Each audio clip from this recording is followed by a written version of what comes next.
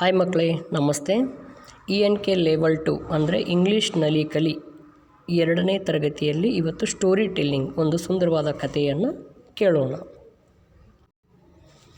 ಕತೆ ಹೆಸರು ದಡ್ಡು goes to the zoo.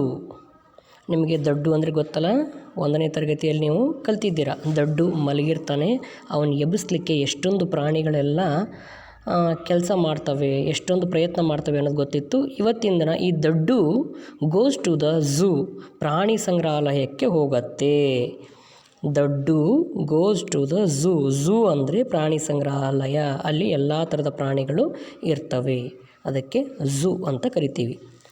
ಹಾಗಾದರೆ ದಡ್ಡು ಝೂಕ್ಕೆ ಹೋದಾಗ ಏನಾಯಿತು ಎಂಬುದನ್ನು ಇಲ್ಲಿ ನೋಡೋಣ.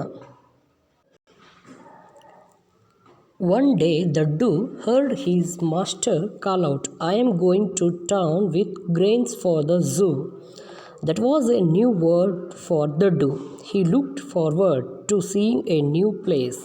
Daddu carried the grains into town. When they reached the zoo, his master went to deliver the grains. ಒಂದಿನ ಏನಾಯ್ತಪ್ಪ ಅಂತಂತಂದರೆ, ಇವನು ದಡ್ಡು ಮಾಸ್ಟರ್ ಇವೇನಂತ ಹೇಳ್ತಾನೆ, ನಾನು ಇವತ್ತು ಝೂಗೆ ಹೋಗಿ ಆ ಕಾಳುಗಳ ಚೀಲ ಇಳಿಸಿ ಬರಬೇಕು ಅಂತ ಹೇಳ್ತಾನೆ. ಝೂ ಅಂದ ತಕ್ಷಣ ಈ ದಡ್ಡುಗೆ ಒಂದು ಹೊಸ ಶಬ್ದ. ಝೂ ಅಂದರೆ ಏನಿರ್ಬೋದು, ಅದನ್ನು ನಾನು ನೋಡಬೇಕಲ್ಲ, ಅದೊಂದು ಹೊಸ ಸ್ಥಳ ಆಗಿರ್ಬೇಕಲ್ಲ, ಅದನ್ನು ನೋಡಬೇಕು ಅಂತಂತಂದು ಬೇಗ ಬಂದು ಅಲ್ಲಿರ್ತಕ್ಕಂಥ ಎಲ್ಲ ಚೀಲಗಳನ್ನು, ಆ ಲಗೇಜನ್ನು ತನ್ನ ಮೇಲೆ ಹೊತ್ಕೊಂಡು ಝೂಕ್ಕೆ ಹೋಗಲಿಕ್ಕೆ ಶುರು ಮಾಡುತ್ತೆ. ಅವನ ಮಾಸ್ಟರ್, ಅವನ ಮಾಲೀಕ ಅದರ ಹಿಂದಿಂದ ಹೋಗ್ತಾನೆ.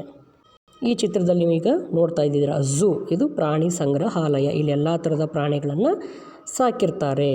ದಡ್ಡೂಸ್ master was going to the zoo. Daddu master, ಅವನ ಮಾಲೀಕ, ಅವನು ಇಬ್ಬರು ಸೇರಿ ಝೂಕ್ಕೆ ಹೋಗ್ತಾರೆ. Daddu went to the zoo with the grains. Daddu ಏನು ಮಾಡ್ತಾನೆ, ಆ ಎಲ್ಲ ಕಾಳಿನ ಚೀಲವನ್ನು ಹೊತ್ಕೊಂಡು ಝೂಕ್ಕೆ ಹೋಗ್ತಾನೆ.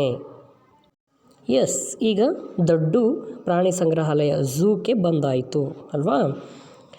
ದಡ್ಡು looked around him. There were set of monkeys playing with each other. ನೋಡ್ರಿ ಇಲ್ಲಿ ಫಸ್ಟ್ ನೋಡ್ತಾನೆ, ಇಲ್ಲೊಂದು ಕೇಜ್ ಅಂದರೆ ಒಂದು ಬಲೆ ಒಳಗಡೆ ಅಲ್ಲಿ ಸಾಕಷ್ಟು ಕೋತಿಗಳು, ಮಂಗ ಏನು ಮಾಡ್ತಾ ಇದ್ದಾವೆ, ಆಟ ಆಡ್ತಾ ಇದ್ದಾವೆ, ಜೋತಾಡ್ತಾ ಇದ್ದಾವೆ. ಬ್ರ್ಯಾಂಚ್ ಟು ದ ನೆಕ್ಸ್ಟ್, ಅಲ್ಲಿ ಏನು ಮಾಡ್ತಾ ಇದ್ದಾವೆ, ಜೋತಾಡ್ತಾ ಒಂದು ಕೊಂಬೆಯಿಂದ ಮತ್ತೊಂದು ಕೊಂಬೆಗೆ ಜಿಗಿದಾಡ್ತಾ ಇದ್ದಾವೆ. ಈ ಕೋತಿಗಳನ್ನು ನೋಡ್ತು.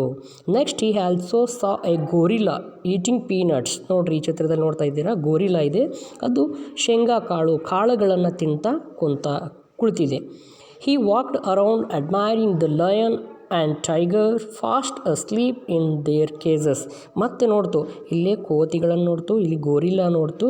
ಅದಾದ ನಂತರ ಇಲ್ಲೇ ಲಯನ್ ಮತ್ತು ಟೈಗರ್ ತಮ್ಮ ಗುಹೆಗಳ ಹತ್ತಿರ ಆರಾಮಾಗಿ ಮಲಗಿರುವಂಥದ್ದನ್ನು ಈ ದಡ್ಡು ಡಾಂಕಿ ನೋಡ್ತು. ಆಮೇಲೆ nobody was doing any work.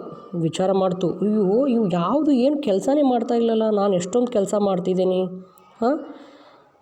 ಏನು ಮಾಡ್ತಾ ಇದ್ದಾವೆ ಇವು. All they were doing was sleeping, eating and playing. ಬರೀ ಊಟ ಮಾಡ್ತವೆ, ಮಲ್ಕೋತವೆ, ಆಟ ಆಡ್ತವೆ. ನೋಡಿ, ಕೆಲವೊಂದಿಷ್ಟು ಬರೀ ಊಟ ಮಾಡ್ತವೆ, ಕೆಲವೊಂದಿಷ್ಟು ಮಲ್ಕೊಂಡಿದ್ದಾವೆ, ಕೆಲವೊಂದಿಷ್ಟು ಆಟ ಆಡ್ತಾ ಇದ್ದಾವೆ. Only sleeping, eating and playing. I wish I could stay here. ಹಾಗಾದರೆ ನಾನು ಈ ಅಲ್ಲೇ ಇರಬೇಕು, ಈ ಝೂದಲ್ಲೇ ನಾನು ಉಳ್ಕೋಬೇಕು. ಹಿ ಥಾಟ್, ವಿಚಾರ ಮಾಡ್ತು. Soon he saw an empty cage. ಅದೇನು ಮಾಡ್ತು, ಸುತ್ತಲೂ ನೋಡ್ತು, ಅಲ್ಲೊಂದು ಖಾಲಿ ಇರ್ತಕ್ಕಂಥ ಒಂದು ಬಲೆ ಇತ್ತು. The door was open. A pile of hay lay in A corner. ನೋಡಿ ಇಲ್ಲೇ ಚಿತ್ರದಲ್ಲಿ ನೋಡಿ. ಎಸ್, ಸುತ್ತಲೂ ನೋಡ್ತು, ಇದಕ್ಕೂ ಒಂದು ಕಟಂಜರಿ ಇರ್ತಕ್ಕಂಥದ್ದು ಒಂದು ಬಲೆ. ಆ ಬಲೆಗಳ ಒಳಗಡೆ ಅವೆಲ್ಲ ಪ್ರಾಣಿಗಳನ್ನು ಹಾಕಿರ್ತಾರಲ್ಲ, ಆ ರೀತಿ ಒಂದು ಖಾಲಿ ಇದ್ದಿದ್ದು ಕಾಣಿಸ್ತು. ಜೊತೆಗೆ ಅಲ್ಲಿ ಏನಿತ್ತು, ರಾಶಿ ಹುಲ್ಲು ಕೂಡ ಇತ್ತು. ಇದಕ್ಕೆ ದಡ್ಡುಗೆ ಬೇಕಾಗಿದ್ದು ಹುಲ್ಲು, ಊಟ ಮಾಡಲಿಕ್ಕೆ. ಅದಕ್ಕೆ ಅದೇನು ಮಾಡ್ತು, ಸುತ್ತು ನೋಡಿದ ತಕ್ಷಣ ನಾನು ಇಲ್ಲೇ ಉಳ್ಕೋಬೇಕು, ಹೇಗಿದ್ದರೂ ಇದು ಖಾಲಿ ಇದೆ. Daddu wanted to stay in the zoo.